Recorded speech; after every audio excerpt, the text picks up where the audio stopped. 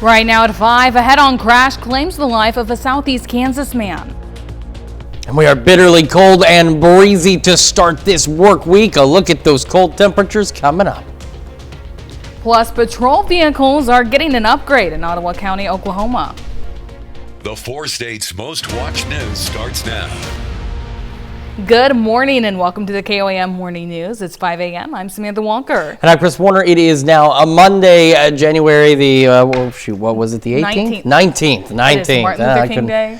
It is Martin Luther King Jr. Day. A lot of kids out of school, a lot of people off work today. Not everybody, and it's really an excellent day to stay indoors. Yes. Oh my goodness, walking outside this morning, I wanted to just turn around, go right back to bed, but. You know, I was out and about yesterday morning though, so that was at least nice because I had the comparison and be like, it's not as cold as yesterday. Yeah, it's definitely, yeah, it is. It's pretty darn cold, and those winds are just cutting this morning. In fact, our highs today much colder than what we were thinking when we saw you on Friday. We were hoping at least for the 30s. We knew it was going to cool back on Monday, but we're not even expected to make the 30s today. I know, and I don't like it either. So let's start with our live look from downtown Pittsburgh. That camera has been shaking in the wind every so often. In fact, it's been going as if there was like an earthquake going on. Like that, those winds, very gusty this morning. They will eventually begin to ease up a wee bit, and then they'll become calm later. But until then, it is very cold. Let's go camera 7th and range line in Joplin. Good so far. We do have cloudy skies across the area. KDOT camera 69.4. 400 just south of Pittsburgh, looking good as well this morning. A final stop to the MoDOT camera at 20th and range line in Joplin. Again, looks okay so far, but very breezy, very cold out there. We are sitting at 20 in both Joplin and Pittsburgh, and across the region, the majority of us are into the 20s. We do have some upper teens up north. 18s are some of the colder spots. Nevada, Lamar, Stockton. Down south, the warm spot, though, Jay sitting at 31. And that's still technically above average. Average low is about 25. But then you factor in that wind, that 31 doesn't matter at all. Look at these wind chills, single digits. At least right now, they're all on the plus side. But 3-degree wind chill, that doesn't matter if it's on the plus side. 3 above, 3 below, not a major difference there. It is very cold this morning.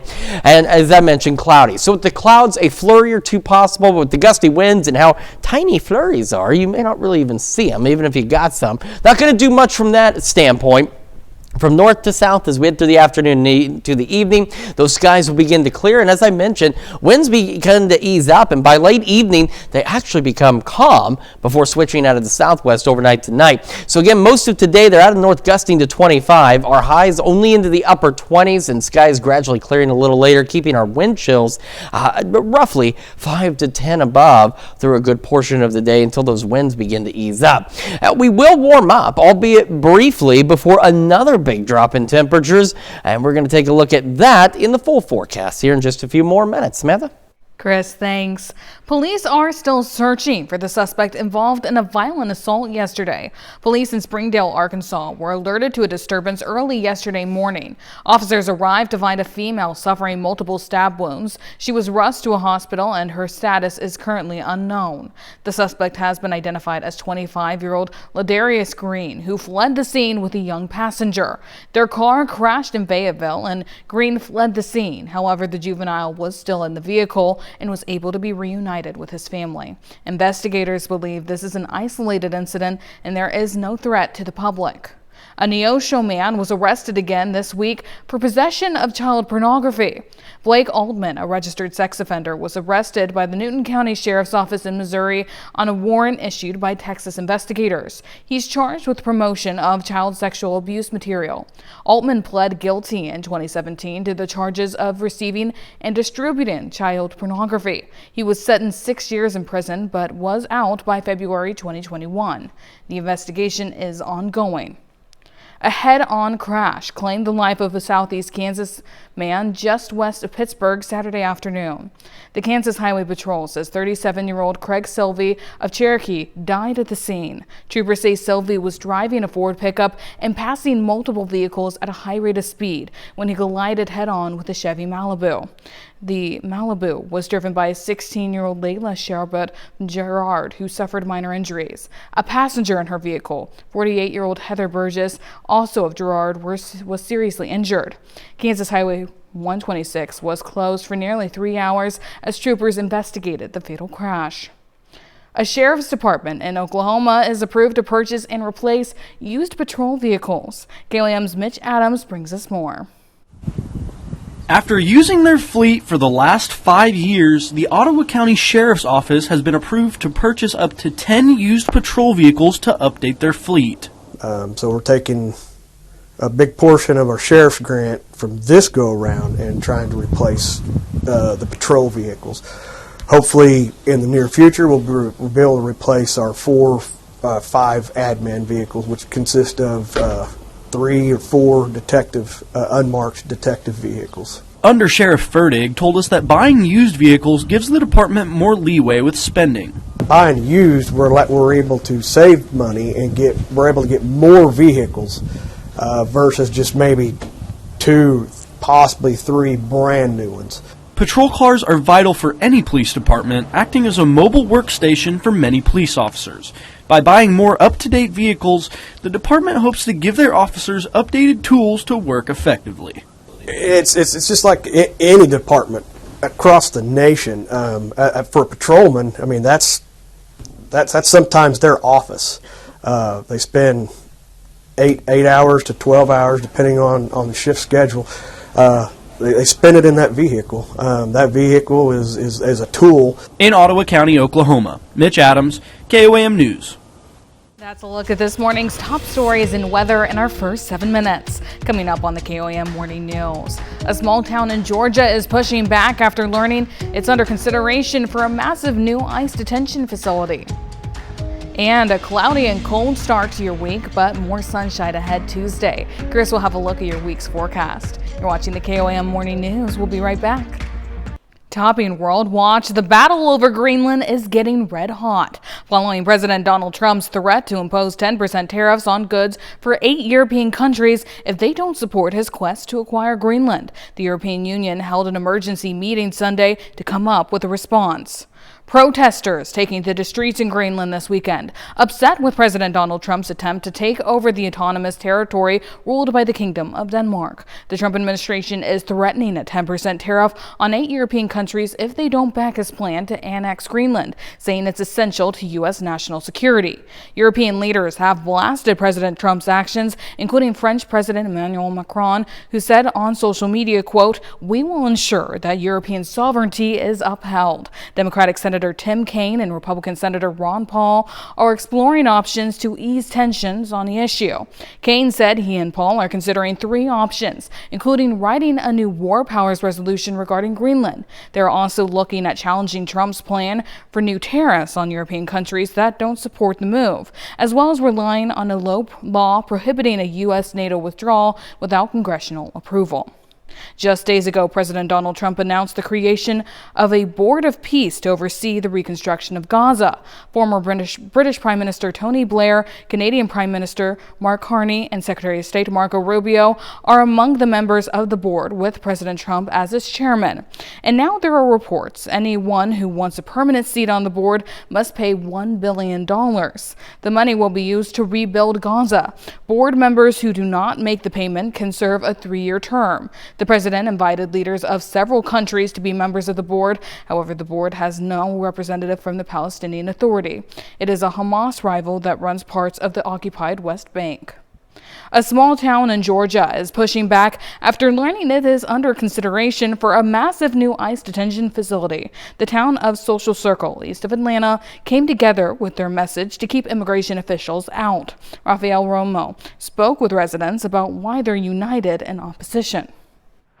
Social Circle is a very sweet small town in Georgia. It's a very conventional, old-fashioned, lovely little town. But all that may be about to change in this town of 5,000, located about 45 miles east of Atlanta. Is this a conversation that is being had? Oh yeah, people around the town are all talking about it. Many people here, like Gareth Fenley, are convinced that the federal government wants to convert this warehouse in a detention center for as many as 10,000 immigrants, which would triple the town's population. I myself am also against having ICE transform industrial warehouses into detention centers. I think that's a really, really bad idea from a human rights perspective. Fenley, a human rights activist, says she organized a protest when she received a tip that people from out of town were going to survey the facility. David Keener, who's starting his 7th year as mayor of Social Circle, is opposed as well. Painful. I don't want that here. This is not the town for that. If I had to sum it up in 2 words, go away. And so is the town leadership for reasons, they say, that have nothing to do with politics or the Trump administration's crackdown on illegal immigration. It has nothing to do with what the political situation is. For us, it simply just comes down to the fact that we're a small town of 5,000 people. We have a very limited water and sewer infrastructure. It's too close to elementary school. Social Circle Elementary is located only 4,000 feet from the warehouse. John Miller, a businessman who owns horse stables across the street from the warehouse, says the entire town is united against this, even beyond political differences. Regardless of your ideological bent, most people in Social Circle are about Social Circle first. We're about our lifestyle. CNN asked the Department of Homeland Security about the issue, but so far there has been no reply. As CNN reported in October, DHS is funneling $10 billion through the Navy to help facilitate the construction of a sprawling network of migrant detention centers across the U.S. I don't know that it's a done deal. No one has contacted me from ICE nor federal government nor the property owner. And as of today, we've not received an application for a detention center in that location. For Georgia's greatest little town, it's a battle residents say they can't afford to lose. Well, still to come, emotions run high at a heated town hall over the poultry industry. Plus, a cloudy and cold start to your week, but more sunshine ahead Tuesday. Chris will have a look at your week's forecast. Tensions boiled over Thursday as Oklahoma's Attorney General faced angry poultry farmers demanding answers about a high-stakes environmental lawsuit involving Tyson Foods. Farmers say the litigation is costing them contracts and threatening their livelihoods, while state leaders argue it's necessary to protect Oklahoma's waterways. Emotions ran high at a heated town hall over the poultry industry. We're all doing our part and we're all following the rules. Why are we dropping this? Because in the extreme rains where we have the runoff, we still have the problem with the phosphorus in the watershed. We have a problem. Thursday's crowd of poultry farmers at the Barron Community Center went from questioning the state attorney general's strategy in the lawsuit to criticizing. When I read that and when I hear that, that just automatically turns me off of wanting to listen to you. Then to downright yelling at the state's top prosecutor amid multiple farms' contracts not being renewed by Tyson because of the litigation. People are losing sleep over this. People are talking about suicide and everything else. Because you're taking away our way of living if you take out the integrator. The facts don't seem to matter. You guys are just after big money and that's it. That echoes what Governor Kevin Stitt slammed Drummond about in December, the last time a town hall meeting was called. So I asked the AG about it. He said he's going to stand with Oklahoma chicken farmers and not big trial attorneys. Why is he wrong with that belief? Listen. His biggest contributors in his campaigns were Tyson's and Simmons. So he's going to do what they want. I'm limiting the outside attorneys to 10% of any monetary recovery. They have a contract for 50. They'll agree to 10. That's not taking care of big trial attorneys. That's taking care of Oklahoma. And for taking care of Oklahoman watersheds, he told these producers he anticipates Tyson settling and ending the lawsuit within the next month. We didn't hear from anyone in the crowd who actually approved of Drummond's actions in the lawsuit, nor were they convinced that he'll get Tyson to settle. Louianne Hayes is one of them. She says if Tyson doesn't renew its contract with her farm, her family will go bankrupt. He said today that George's, in their settlement, $5 million, and that they were going to reduce the number of litter that stays in the watershed. And he's telling me that those other integrators didn't jump on that immediately after what he's proposed by the judge. I don't buy it. I think he's lying. And now to Chris with a quick look at your forecast. Bitterly cold start to the day out there, breezy as well. We're going to have a complete look at your forecast, talk about that brief warm-up, another cool down, and at least some possibilities for some snow later this week when we come back. Welcome back to the KOAM Morning News. It is 5:22 on this Monday morning. It is cold out there. It is going to be cold. It is below normal. But it's very winter-like. We've been really spoiled the last almost couple of months now with, in most cases, above average temperatures. So when it does this business to us, man, it hits hard. So we got cloudy skies, very breezy out there this morning. Winds will still remain gusty through a good portion of the day until skies begin to clear late this afternoon into the evening hours from north to south. And we'll actually have winds ease up, briefly becoming calm late evening. And they'll switch out of the southwest as we go overnight tonight into our Tuesday. And then by Tuesday afternoon, those southwest winds start gusting again up to 25 miles an hour or so. But we'll have clear skies and slightly warmer temperatures. We'll be closer to normal for Tuesday. And then by Wednesday, believe it or not, after a few clouds Tuesday night into early Wednesday, we clear out once again. And we're going to be a little warmer on Wednesday than we were expected to be Tuesday. But what we do have, and if you've been on social media, you're probably seeing it, and we're going to talk about it. Snow chances later this week. What are we looking at? There's a lot to look at, and there's a lot of variables. And even though it's later this week, it is still pretty far away from a weather standpoint. For today, though, maybe a couple of flurries under these cloudy skies, not much expected there, and just kind of hanging out in the low 20s to start the day. We'll start to have skies clearing again from north to south into the afternoon. Our temperatures don't do a lot of moving, upper 20s today, and those north winds again gusting to 25. Into tonight, we go back through the teens eventually, back into the upper teens, clear skies, and those southwest winds at about 5 to 10 miles an hour. Now, as we dive a little later this week, the data is suggesting, and was suggesting last week as well, that we could get some snow as we head into Friday across the area. So we go to Friday morning, and here comes some of this snow. Now, since this is very long range, what you're seeing is that same future track we use with long range rain chances. It is indicating snow is possible in these areas. It doesn't mean snow is going to be all over the place. And it's brief. It's from Friday into Saturday morning, and by Saturday afternoon, it's done. Now, you're looking at one computer's interpretation. Looking at some others, there are some that have snow reaching all the way up to Kansas City, which would mean we'd get a lot of snow if it moved that far north. There are some that keep the snow so far south that we're lucky to get a dusting. So again, that same computer that we just showed you, this is its thinking on snow totals as we head into Friday and Saturday. You can see an inch to just almost 4 inches. There are some out there that suggest a lot more than this.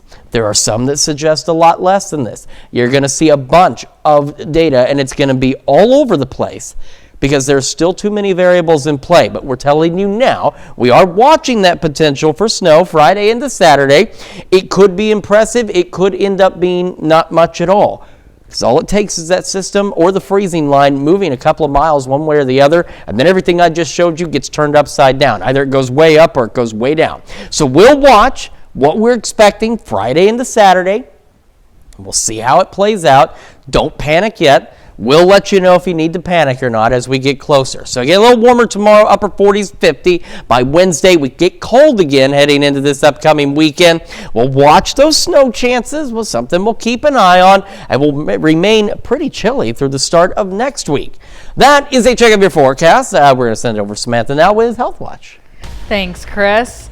New research finds that taking Tylenol during pregnancy is not linked to an increased risk of autism. That would debunk a claim President Donald Trump made last year that there is a link. The research was revealed in a paper published Friday. It found no indication that children born to mothers who used acetaminophen during pregnancy have any increased likelihood of autism. More than 40 published studies on prenatal acetaminophen exposure and potential links with child neurodevelopment were reviewed. In all, data on more than 300,000 pregnancies. Experts say there are several potential causes of autism, including genetics, older age of parents, and prenatal exposure to air pollution or certain pesticides. A stunning development after the Denver Broncos knocked off the Buffalo Bills 33-30 Saturday to advance to the American Football Conference Championship.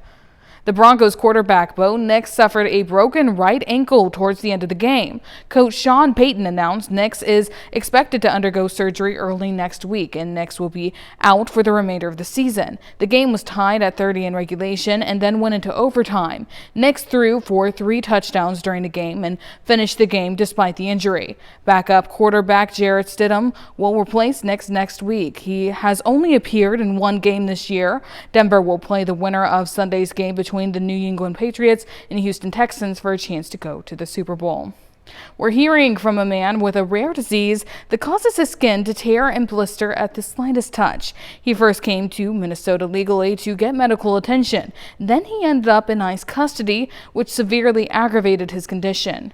We need to warn you that some viewers could find the following report graphic. Connor White reports. Mohamed Duklef and Hani Dugloff have always been a team. On Saturday, the brothers brewed coffee, but it's rare they have a mission that simple. The Duklofs left Libya in 2014, arriving in Minnesota on visas to seek medical care. They have a rare skin condition called epidermolysis bullosa, or EB. Blisters and the skin can kick off very easy. They've each participated in clinical trials to help others. Handi became one of the faces of St. Paul College on his way to working an IT job. An American dream threatened on January 10th. As Hani told his brother, he was getting pulled over on the highway in Wisconsin. Later on, he called me at night and he said, I'm at ICE detention center. Since they handcuffed me, I felt like being treated like a criminal. First time having handcuffs on my hands. Hani says ICE brought him to what he described as an overcrowded federal Whipple building at Fort Snelling, immediately running into problems related to his condition. Documents show agents took him to M Health Fairview Southdale Hospital once they realized they were unable to meet his needs, including the fact that he can only eat soft foods. His feet shackled at the hospital. Handi quickly found himself back at Whipple, where problems persisted. Yes, I can't eat the food that you provided. I need like soft food for me, something I can eat. He said, I'm sorry, but this is not a 5-star hotel. That was his response to your medical needs? Yes. The brothers sharing photos of injuries to his skin they say were sustained during detainment. Hani was released on the 15th after posting bond. It's a mix of system failure because Hani followed every single process legally. Hani's status is uncertain, spending nearly 10 years trying to gain asylum. First applying as Libya descended into civil war, a place without the medical infrastructure to keep up with his needs. What happens to you if you go back to Libya? I don't know, but it won't be something good. Gaining citizenship after marrying an American, Mohammed is hopeful his brother will stay, and this team isn't broken up. That's a look at some of today's top health stories. We'll be right back. Right now at 5:30, Carthage hosts its 3rd annual bridal market, bringing together local vendors and soon-to-be brides. And it's a good time to be inside. It is cold, it is windy, it is cloudy. We'll have a look at your forecast coming up. Plus, the Pittsburgh Public Library hosts a special reading and discussion celebrating Kansas Matters. The 4 states' most watched news starts now. Good morning and welcome to the KOAM Morning News. It's 5:33. I'm Samantha Walker. I'm Chris Warner. It is Monday, January the 19th, Martin Luther King Jr. Day. Very happy Monday to you all. Hopefully you are indoors. If you're out of school, maybe you're off work, this is an excellent day to stay inside. Yes. It's very cold outside. We're glad that we have indoor jobs, even if like the run between car and here is a little rough sometimes, or if they turn the air conditioning on in the studio, which they did. We've talked about, we got our new lights, they don't produce as much heat, but somebody turned that thing way down because it was running. I came back in here, I'm like, why is it so cold? Like, is the air conditioner aware it's cold outside? But really, I think I also gave you the entire forecast just at the beginning. It's cloudy, it's cold, it's windy. Like that's what you need to know. That's what you need to know. That's the main thing about today. But I'm sure you'd like a more specific breakdown than cold, cloudy, and windy. And I'll give it to you. We're going to start though with our live look from downtown Pittsburgh. We're getting every so often, that camera is just rattling. Our winds are actually a little gustier this morning than what they're gonna be in the next 2 or 3 hours. We're seeing gusts upwards of 30, almost 35 miles an hour in some cases. They'll ease up a smidge in the next hour or two. As we take a look at the West Coast camera, 7th and Range Line in Joplin. I really hope that was a bird or something. Anybody else see that? Something like just levitated out of the old Big Lots. I don't know what that was. KDOT camera just south of Pittsburgh, 60 I-400, looking good. And so far, not too bad from the MoDOT camera at 20th and Range Line in Joplin. Again, it is quite breezy, though, this morning. That's leading to some dangerously cold wind chills again for at least some folks out there. We're at 20 in Joplin, 21 in Pittsburgh. We actually do have some folks that are technically above average down south, but not by much now. Jay, earlier you were at 31 at the top of the hour. You're down to 29 now. We got some 19s, colder spots, Fort Scott, Lamar, and Stockton. Most of us in the low to mid 20s, but then you factor in that breeze. At least for now, these wind chills above 0, but not by much. 2 is what it feels like in Stockton, 3 in Greenfield. A lot of these wind chills are into the single digits out there, and it is going to remain, again, very cold and breezy. Cloudy skies through a good portion of the day as well. Eventually, by this afternoon, clouds clearing from north to south, and then eventually as well, by late evening, the winds will become calm, which will be nice, before they switch out of the southwest overnight tonight into our Tuesday. So again, cloudy. Our highs today only into the upper 20s. Bear in mind, our average low is 25. So now we've got this weird reversal where instead of being well above average, now we're going to be well below average, as our average low is about 44. So skies clearing into the evening and overnight. Get north winds gusting to 25, eventually easing up out there. Now gusty winds to return tomorrow, as do seasonable temperatures. A brief warm up, and we are watching some snow chances later this week. We're going to break it all down for you in the full forecast in just a few more minutes. Samantha? Chris, thanks. Carthage hosted the 3rd annual bridal market over the weekend, bringing together roughly 30 vendors, offering just about everything a bride-to-be might need to plan a wedding. The event, organized by Uniquely Yours Events and Celebrations, along with Julie Paul Ream, was held at 407 South Garrison Avenue. Organizers described the bridal market as a mix between a traditional bridal expo and an indoor garage sale, with specialty vendors and individuals selling leftover wedding items all under one roof. The Pittsburgh Public Library hosted a special reading discussion celebrating Kansas Matters, a new anthology of poetry and prose exploring what it means to call the Sunflower State home. The collection brings together some of Kansas's leading literary voices, reflecting on the land, identity, history, and hopes for the future. I like the way it preserves ideas for the future. That may sound cliche, but in a way, it tells the story of a group of us living now, and I mean that in a big sense, through all of Southeast Kansas, living and seeing this world around us and trying to make sense of it.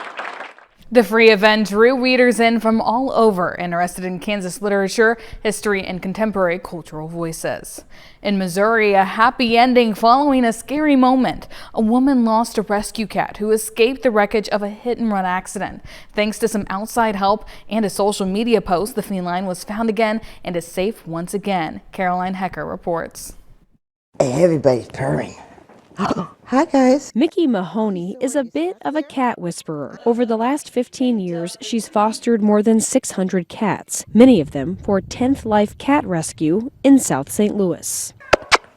You okay? Part of the gig means taking the kittens to vet appointments. But a recent trip home from the vet almost turned deadly as Mickey was driving on Interstate 64 near Vandevenner. And all of a sudden there was a bump and the car just started spinning. Clipped by another car, Mickey says she lost control, her car coming to a rest on its roof. She was okay, her focus shifting to her 6 kittens in the back. I was just sick. Here, there's nothing I can do. I'm laying on a gurney. She went to the hospital. A Good Samaritan named Dale grabbed the cat carriers for Mickey when he discovered one of the kittens was missing. Dale went back and looked in the vehicle and found the carrier, and it was open like this. That meant a call to 10th Life Rescue's Reagan Kennan to begin the search for 4-month-old Caden. Got out of the car and looked, but again, there's not a lot of grass on any of those exits, so we didn't have any luck. So she made this urgent plea on Facebook. Not long after, she got a phone call. Someone said, "I have Caden." I was like, "What?" And I jumped out of bed and was so excited. You're my baby. This is Caden. You're my baby. 6 hours after the crash, she was found huddled against a barrier wall, tired but unharmed. That's when I cried. I'd held it together the whole time, but I was so relieved. The 5 other kittens in the car, all okay too. How's the babies? Kaden is now ready to find her forever home. It would not have been okay if we had not found her. Ready to live out her 10th life. That's a look at our top news stories coming up this half hour on the KYM Morning News. Roblox says it's adding new safety features for kids, but concerns remain about online risks on the platform. What parents need to know before their kids log on. Plus, new tax changes coming from the big beautiful bill could impact some seniors on moderate and lower incomes. We'll have the latest. You're watching the KOAM Morning News. In Consumer Watch, new tax changes from last summer's big beautiful bill could add extra money to some seniors on moderate and lower incomes. The new tax benefits for some seniors will begin this tax filing season. Many seniors age 65 and older can claim new benefits, whether they take the standard deduction or itemize. Some seniors will qualify for a new bonus deduction of up to $6,000 for individuals and up to $12,000 for couples filing jointly. The deduction is designed to help lower and middle income retirees, allowing tens of millions to keep more of their income. The extra deduction phases out for seniors with a modified adjusted gross income of $75,000 for single filers and $150,000 for joint filers. The extra deduction currently isn't permanent in the tax code and is scheduled to expire after the 2028 tax year, but Congress could choose to extend the benefit. One artificial intelligence chatbot will no longer be free as its parent company moves to advertise on the platform. OpenAI has announced that its AI chatbot, ChatGPT, will soon begin to show advertisements to users who aren't paying for premium services. The company says it will start rolling out ad tests in the coming weeks. Ads will appear at the bottom of the chatbot answers and will show relevant products or services based on the conversation you're having with the bot. Ads will be clearly labeled and separated from your answers, and the company ensures that the ads won't influence the information that ChatGPT gives you. The turn towards ads is a company attempt to make it more profitable. While the company is valued at $500 billion, it loses more money than it makes because most ChatGPT users utilize it for free. Roblox says it's adding new safety features for kids, but concerns remain about online risks on the platform. Hottest Gold reports. If you have a child at home, there's a good chance they've played Roblox, where kids build and play user-generated games while chatting with others, paying for special avatars, abilities, and items along the way. But the open-ended nature of Roblox, as well as its chat functionalities, has led to major questions and lawsuits over child safety. We did everything we thought we did. We did our best. We put the parental controls. We talked to my son about the dangers. Don't click any links. He thought he was corresponding with a minor. Little do we know it was a 30-something-year-old man. We registered for Roblox as though we were a 10-year-old. Almost immediately, we came across worlds such as active shooter games. In this spray paint world, marketed to kids 5 and older, we saw inappropriate language within seconds and messages about dying along with an image of a stick figure in what appeared to be a noose. Roblox says that while it uses technology to block inappropriate content, those tools work best when paired with parental controls. Anger over safety issues has led to some of its own users, like 15-year-old Mason Hebden, to call for action. One game I've seen inappropriate avatars with body parts that really shouldn't be in the game. After hearing about so many kids' inappropriate experience on the game, he launched a petition calling for accountability from Roblox CEO and co-founder Dave Baszucki. The petition has more than 300,000 signatures. Since he hasn't done anything at all in the past, multiple years, I feel like there needs to be a change with the CEO spot. Roblox says it welcomes the feedback from the community. We have been building safety systems for a long time, and we will continue to build and innovate and improve. In addition to its existing parental controls and safety measures, Roblox is rolling out age-gating software that scans a user's face, estimates their age, and will only allow the player to chat with those in their age range. We will have systems running in the background to detect if there's any kind of anomalous behavior on the account. So if we have any reason to believe that the person that used the facial age estimation system and verified their account is no longer operating that account, we'll introduce additional checks. The company is also facing dozens of lawsuits, including by at least 4 states. Today I'm announcing that my office is filing a lawsuit against Roblox for what we believe are serious failures to protect our kids. Roblox aggressively markets to young children, but fails to protect them from sexual predators. If your child is playing Roblox, experts recommend the following tips. Register your child in the appropriate age range. Set up a parent account, link it to your child's, and engage parental controls. Only put approved friends on their chat list. Monitor their activity and keep open the lines of communication. For Mason's mom, Lena, figuring out how to manage the risks of a game like Roblox is just part of modern parenting. There's really only so much a parent can do without fully taking the game away, so we have to make them as prepared as possible. Hadass Gold, CNN, New York. That's it for Consumer Watch, and now here's Chris with a quick look at your forecast. Again, a very cold start to the day. Gusty winds out there will remain cloudy, breezy, and cold for a good portion of our Monday. A little warmer tomorrow and Wednesday. Watching snow chances later this week. We're going to get into all of it with you when we come back. What areas of the country rely most on farming to support their economy? The answer in today's Ag Day Minute. I'm Clinton Griffiths with today's Ag Day Minute. Major food company Del Monte has found a buyer for its well-known brands. It says it has selected 3 bidders with the company's vegetable, tomato, and refrigerated fruit business to fresh Del Monte product. It will sell its broth and stock segment to B&G Foods and its shelf-stable fruit business assets to Pacific Coast producers. Del Monte says the sales will provide a clear path forward for those businesses to continue. Now, Del Monte filed for bankruptcy protection last year. The deal still needs court approval. President Trump is throwing his support behind Canada's Prime Minister after that country reached a preliminary trade deal with China. The agreement would cut tariffs on electric vehicles and canola, which can be turned into oil or meal. Mark Carney hailing his country's improved ties with China, declaring their nations were charting a new course in cooperation. Now, the 4-day visit to China was the first by a Canadian Prime Minister since 2017. And what counties in the U.S. are most reliant on farming? USDA's Economic Research Service says in 453 counties, shaded here in green and yellow, farming is particularly important to the local economy, with those classified as having the highest concentration of earnings and jobs in farming tending to be primarily located in rural areas in the middle of the country. For more Ag News, watch Ag Day weekdays on the station or get updates over at agweb.com.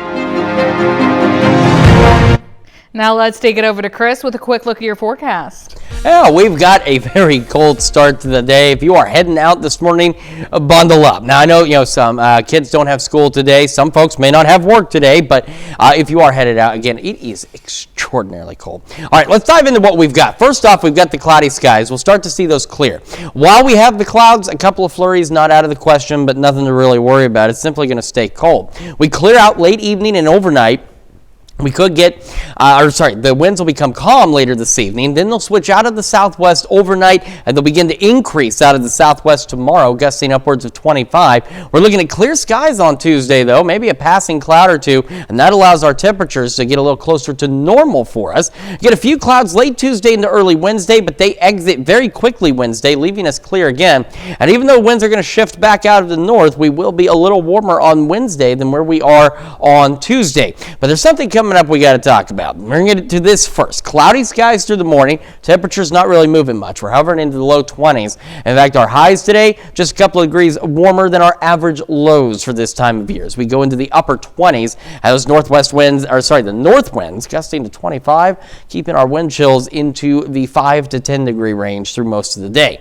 Overnight, again, the winds will begin to shift out of the southwest, and we're going to drop back into the upper teens, so still below normal out there. We'll have those clear skies ahead of warming up tomorrow. Now, it's already all over social media, everywhere. But if you look at the reputable sources, you're going to see what I'm going to tell you. As we head into Friday and into early Saturday, we are seeing the signal for some snow. We are looking at least a pretty big area, honestly, that's going to be open for some snow, some sleet, maybe some freezing rain, and some thunderstorm activity, depending on where you are. Now, here's the thing. Between here and there, 4 different pieces of data, and they are all over the place in terms of the snow itself and how much we'll get, how much we won't get, how much snow, if we'll see snow, if we won't see snow. So you're going to see a lot of stuff. We are seeing the signals. It is something we're watching because we are looking at that setup for the potential for some snow. Now, how much? This is one computer's thinking. from about an inch up to almost 4 inches. Some of the data suggests it could go much higher. Some of it suggests it's considerably lower. There's still too many variables to get specific on numbers, but we want to give you the heads up. It's something we're watching from Friday into Saturday, and we'll keep a close eye on it. And with all the changes, all the new data, as we get closer, we'll start getting better information in, and we'll keep you updated. So don't panic buy on anything just yet. Got another look at your forecast here in just a moment. All right, quick recap of that forecast. Cloudy skies out there, breezy as well. Temperatures hanging into the low 20s throughout the morning. Eventually clearing taking place from north to south through the afternoon and evening, and our highs only into the upper 20s. Keep in mind, that's pretty close to where our average low should be this time of year. North winds gusting to 25, keep our wind chills at about 5 to 10 above through most of the day. Clear skies into the evening and overnight, back into the upper teens. Winds eventually shifting out of the southwest at about 5 to 10 miles an hour, and they'll start gusting again tomorrow, upwards of 25. Clear, warmer, near average, upper 40s. We'll go about 50 on Wednesday. Couple of evening flurries on Thursday. As we discussed, watching these snow chances Friday into Saturday. A lot of variables, a lot of different things in play where we could get a lot of snow or we could get almost no snow. So don't panic just yet. As we get closer, we'll keep an eye on that for you. We will get cold again. Dropping back very cold into the weekend, and next week, maybe some low 50s by next Wednesday. Let's check your forecast. Another hour of the KOAM Morning News up next.